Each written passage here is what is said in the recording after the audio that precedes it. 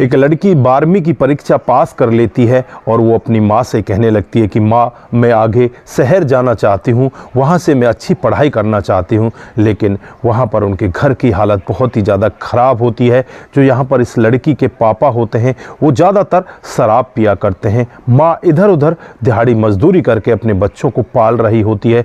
लेकिन यहाँ पर बेटी रोने लगती है और जिद में अड़ जाती है। दोस्तों, माँ जैसे तैसे करके अपने गहने बेचकर बेटी के लिए 5,000 रुपये का इंतजाम करती है और उसे शहर में एक क्वार्टर दिला देती है और वहीं पर एक सरकारी कॉलेज में उसका एडमिशन करा दिया जाता है। यहाँ पर बेटी कह कर गई थी कि आप एक बार स्टार्टिंग मेरी करवा दो, उसके बाद मैं खुद अपनी पढ़ाई का खर्चा उठा लूँगी। दोस्तों, उसके बाद जो यहाँ पर बेटी होती है वो अपनी पढ़ाई के खर्चे उठाने के लिए तमाम तरह की कोशिशें करती है, लेकिन फिर भी उसके रूम का और पढ़ाई का खर्चा पूरा नहीं हो पाता। जो मकान मालिक होता है उससे कहने लगता है कि अगर तुम यहाँ पर मेरे रूम का किराया नहीं दे सकती तो तुम्हें मेरे साथ एक रात बितानी होगी। दोस्तों, ये लड़की वहाँ पर ये सब करने के लिए भी तैयार हो जाती है, लेकिन उसके बाद उसका जीवन जो बदलता है कभी किसी ने कल्पना भी नहीं की। दोस्तों, यहाँ पर बहुत सारे सवाल, क्या उस लड़की ने उस मकान मालिक के साथ रात बिताई थी? क्या उसने अपनी पढ़ाई छोड़ दी थी? ऐसी शर्तें उस मकान मालिक ने उसके साथ रखी थी। दोस्तों, अगर आप लोग भी पूरी कहानी के बारे में जानना चाहते हैं तो वीडियो को जरा सा भी स्किप ना करें, लास्ट तक वीडियो को जरूर देखिएगा। दोस्तों, आगे बढ़ने से पहले हमारी वही रिक्वेस्ट कि जो हमारे चैनल के साथ नए हैं कृपया करके चैनल को फॉलो कर ले, बेल आइकन को जरूर प्रेस करें। नमस्कार, जय हिंद। आप देख रहे हैं APH न्यूज राहुल रावत के साथ। तो दोस्तों, आज की जो हकीकत की घटना आप लोगों को बताने जा रहा हूं, ये बिहार के भागलपुर की हकीकत की घटना है। यहाँ पर एक लड़की जिसका नाम सलोनी होता है, जो 12वीं की परीक्षा पास करती है और अपनी माँ से यही कहती है कि माँ, मैं बाहर पढ़ना चाहती हूँ। माँ अपनी की बातें मान जाती है और अपने गहनों को बेचकर वो पटना चली जाती है। वहीं पर उसे एक कमरा किराए पर दिलाया जाता है और वहीं पर उसे एक कॉलेज में एडमिशन दिला दिया जाता है। दोस्तों, यहाँ पर एक कमरा जो होता है उसमें एक लड़की और इसके साथ रहा करती है जिसका नाम जिया होता है। यहाँ पर जो सलोनी होती है वो BTech की पढ़ाई स्टार्ट कर देती है। दोस्तों, धीरे धीरे समय बीतने लगता है। माँ अपने घर आ जाती है, वो यहीं पर रहने लगती है और माँ उससे कहकर आती है कि बेटी, दोबारा हमसे आशा मत करना, हम पैसा नहीं दे पाएंगे, तुझे जो भी कुछ करना है खुद ही करना पड़ेगा। अब यहाँ पर जो सलोनी होती है बहुत ही ज़्यादा परेशान होने लगती है, इधर उधर काम की खोज में लग जाती है, सारे घरों में जाती है कि अपने बच्चों को ट्यूशन पढ़वा लो। लेकिन उस लड़की की उम्र को देखकर वहाँ पर लोग बाग उसे मना कर दिया करते कि तेरी खुद की ही छोटी सी उम्र है, तो बच्चों को क्या ट्यूशन पढ़ाएगी। दोस्तों, फिर वो एक घर के अंदर जाती है। इस घर का जो मुखिया होता है उसका नाम अमर सिंह होता है और अमर सिंह के घर जाकर वो यही कहती है कि क्या मैं आपके बच्चों को ट्यूशन दे सकती हूँ। दोस्तों, अमर सिंह उसकी तरफ देखते हैं और कहने लगते हैं कि तुम कौन सी क्लास तक के बच्चों को पढ़ा सकती हो। तो यहाँ पर वो कहने लगती है कि मैं जो भी क्लास हो सारी क्लास के बच्चों को पढ़ा दूंगी। दोस्तों, अमर सिंह उससे ये भी नहीं पूछते कि तुम खुद कितनी पढ़ी लिखी हो। फिर कहते हैं कि ठीक है, मेरी एक बेटी है जो 10वीं क्लास में पढ़ती है और मेरा एक बेटा है जो +2 में पढ़ता है, इन दोनों को आप ट्यूशन पढ़ा दिया करना और इस सब के लिए आप कितना पैसा लोगी। तो यहाँ पर वो कहने लगती है कि मुझे 2,000 रुपये दे दिया करना। दोस्तों, अमर सिंह कहता है कि ठीक है, कल से तुम यहाँ पर आ जाना। अगले दिन वो 5 से 7 बजे का जो शेड्यूल रखती है उसी शेड्यूल में उन बच्चों को पढ़ाना स्टार्ट कर देती है। धीरे धीरे समय बीतने लगता है। इधर जो जिया होती है वो बहुत ही पैसे वाले की होती है, बहुत ज़्यादा खर्च किया करती, लेकिन यहाँ पर जो लड़की सलोनी होती है वो पैसे खर्च कहाँ से करे, उसके पास तो उसके खर्चों के लिए ही पैसे नहीं थे। उसको रूम का किराया भी देना था और बहुत सारी उसकी पढ़ाई के खर्चे थे, किताबों के खर्चे थे और बहुत सारी फीस भी उसे देनी थी। वो वहाँ पर खर्चा नहीं कर पाती। तो यहाँ पर जिया उससे लड़ने लगती है और कहने लगती है कि अब तो तू यहाँ पर बच्चों को भी पढ़ाने लगी, तूने कमाई का जरिया भी स्टार्ट कर दिया और तू अब मेरे साथ खर्चा भी नहीं करती, मैं तेरे साथ नहीं रहना चाहती।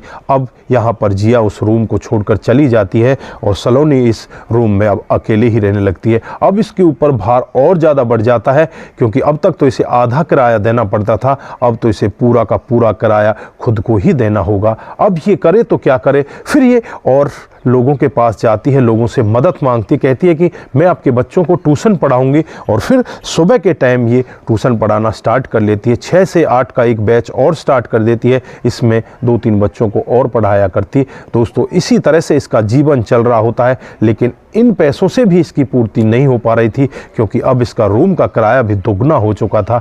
अब ये हर तरह से परेशान होने लगी। इसका जो मकान मालिक है उसका किराया भी इसके ऊपर चढ़ने लगता है। मकान मालिक इससे कहने लगता है कि मेरा किराया दे दो। ये यहाँ पर यही कहती है कि मैं आपको अगले महीने किराया दे दूंगी। इसी तरह से लगभग 2 महीने का किराया मकान मालिक का इस लड़की के ऊपर हो जाता है, क्योंकि अभी इसने अपनी जो पढ़ाई होती है उसकी फीस भी इसने भरी थी।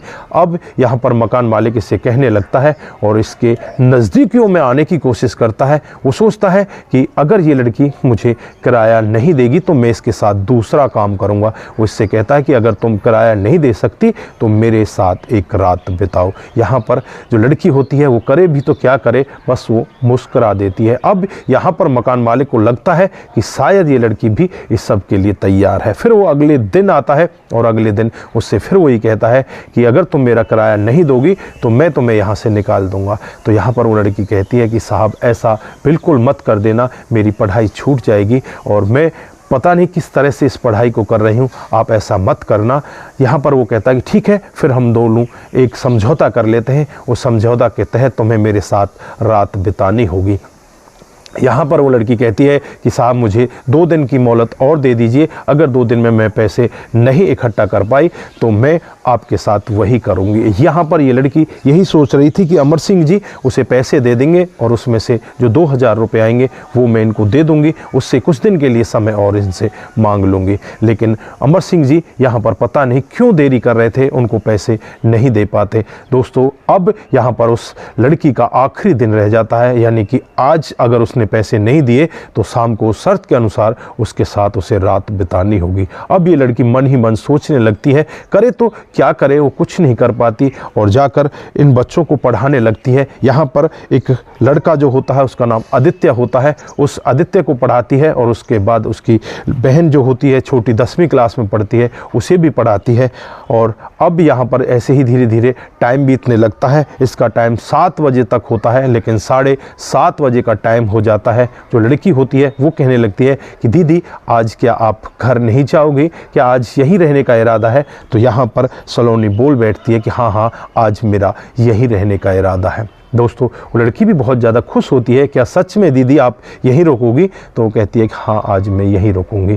दोस्तों, यहाँ पर जो अमर सिंह जी होते हैं वो भी थोड़ी देर देखते हैं, करीब 8 सवा 8 बजे का टाइम हो जाता है। वो सोचने लगते हैं कि लड़की जा क्यों नहीं रही। उसके पास वो आते हैं, उससे पहले अमर सिंह की जो बेटी होती है वो खुद बोल देती है कि दीदी आज हमारे यहीं पर रुकेंगी। अब यहाँ पर जो अमर सिंह की पत्नी होती है वो मन ही मन कुछ और विचार सोचने लगती है। उसे लगने लगता है कि कहीं हमारा बेटा आदित्य भी बड़ा हो रहा है, कहीं इसके साथ इसके कोई विचार तो नहीं मिल गए, कोई ऐसा तो नहीं कहीं ये हम उम्र हैं, इन दोनों की आपस में दोस्ती हो गई हो, इसलिए ये लड़की यहाँ पर रुक रही है। वो मन ही मन इस तरह के विचार रखती है और अपने पति से भी कहने लगती है कहीं ऐसा ना हो जाए। तो यहाँ पर वो कहते हैं नहीं नहीं, ये लड़की बहुत ही सीधी है, मैं इसे काफ़ी दिन से जानता हूँ। दोस्तों, उसके बाद वो लड़की वहीं पर रुक जाती है। उसके लिए अच्छा सा खाना बनाया जाता है, खाना पीना वो खा लेती है और उसके बाद यहाँ पर जो आदित्य की मम्मी होती है उसे अपने कमरे में ले जाती है और उस पर तिरछी नज़र रखने लगती है। वहाँ बैठकर उससे उसके जीवन के बारे में बहुत सारी बातें करने लगती है।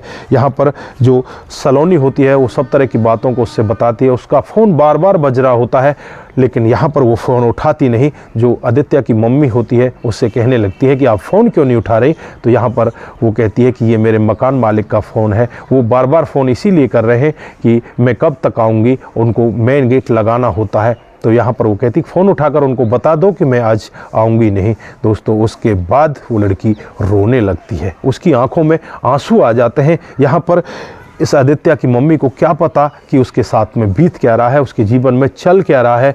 अब यहाँ पर रोते हुए देखकर यहाँ पर जो आदित्य की मम्मी होती है उसके पास बैठती है, उसके आंसुओं को पहुँचती है और उससे कहने लगती है कि बेटी तू रियल में बता तो सही, तेरे साथ में हुआ क्या है, तेरा परिवार क्या है, तू किस तरह से यहाँ पर पढ़ रही है।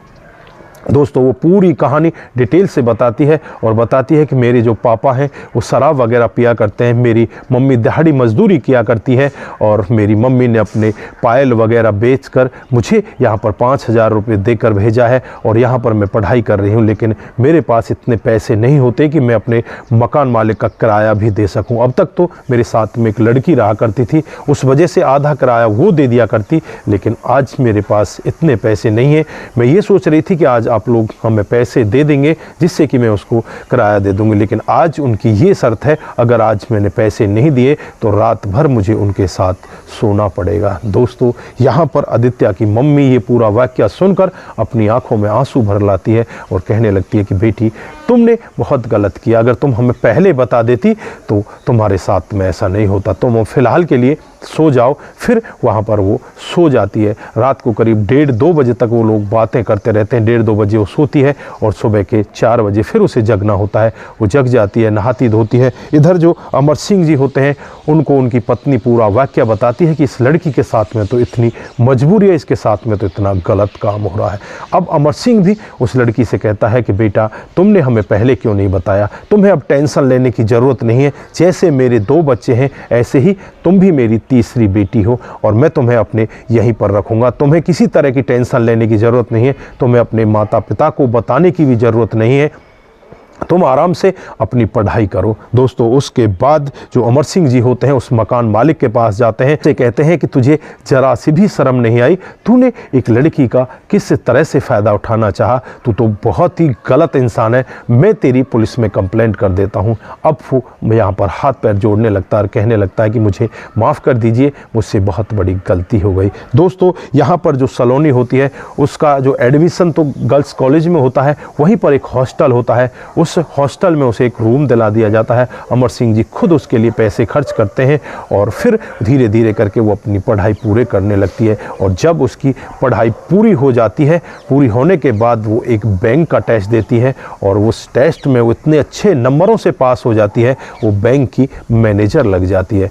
दोस्तों आसपास के लोगों में बड़ा खुशियों का माहौल होता है, जो भी उसके यार दोस्त होते हैं सभी उसे मिठाई खिलाने लगते हैं। इधर अमर सिंह को भी पता चलता है तो वो भी बहुत ही ज़्यादा खुश होते हैं और कहने लगते हैं कि बेटी तेरी मेहनत आज रंग लाई है। उसके बाद अपने घर वालों को भी ये बताती है कि मैं इस तरह से यहाँ पर बैंक की मैनेजर बन चुकी हूँ। दोस्तों घर वालों की खुशी का ठिकाना नहीं होता। इधर जो अमर सिंह का लड़का होता है आदित्य, वो भी बहुत ही अच्छी पढ़ाई किया करता है और वो भी टेस्ट देता है और वो भी बैंक में मैनेजर लग जाता है। दोस्तों दोनों बैंक में मैनेजर लग जाते हैं। इधर जो अमर सिंह जी होते हैं अब सलोनी से बातचीत करने लगते हैं और कहने लगते हैं कि बेटा क्या मैं आपसे कुछ मांगूं तो क्या मुझे मिल सकता है। तो यहाँ पर वो कहने लगती है कि आप तो मेरे पिता के समान हो, आपने मेरी उस समय पर मदद की जिस समय मुझे बहुत ज़्यादा ज़रूरत थी, अगर आप मेरे प्राण भी मांगोगे तो वो भी मैं आपको खुशी खुशी दे दूंगी। यहाँ पर वो कहने लगते हैं कि मुझे आपके प्राण नहीं चाहिए, मुझे बस आपकी खुशी चाहिए, क्या आप मेरे बेटे से आदित्य से शादी करना चाहोगे। तो यहाँ पर वो लड़की हाँ में सर हिला देती है और फिर इन दोनों की बड़ी ही धूमधाम से शादी हो जाती है। शादी होने के बाद ये बड़े आराम से रहने लगते हैं और इनका घर परिवार बड़े अच्छे से चलने लगता है। इधर जो लड़की होती है उसका परिवार भी बहुत ही गरीब स्थिति से गुजर रहा होता है। अब ये लड़की खुद उनकी मदद करने लगती है, अपनी बहनों को भी पढ़ाती लिखाती है, अपने भाई को भी पढ़ाती लिखाती है और अपनी माँ के लिए भी पैसे भेज दिया करती है। दोस्तों आज इनका जीवन बड़े अच्छे से चल रहा होता है। तो दोस्तों ये थी आज की एक हकीकत की कहानी। आप लोगों को कैसी लगी? अगर आपको जरा सी भी प्रभावित करती है, जरा सी भी अच्छी लगती है तो दोस्तों के साथ ज़रूर शेयर करके जाएं। दोस्तों आपका एक शेयर हमें आगे बढ़ाता है और इसी तरह से सच्चाई पर आधारित कहानियां हम आपके साथ लेकर हाजिर होते रहते हैं। दोस्तों अपना ख्याल जरूर रखें, रिश्तों की अहमियत को जरूर समझें। नमस्कार, जय हिंद,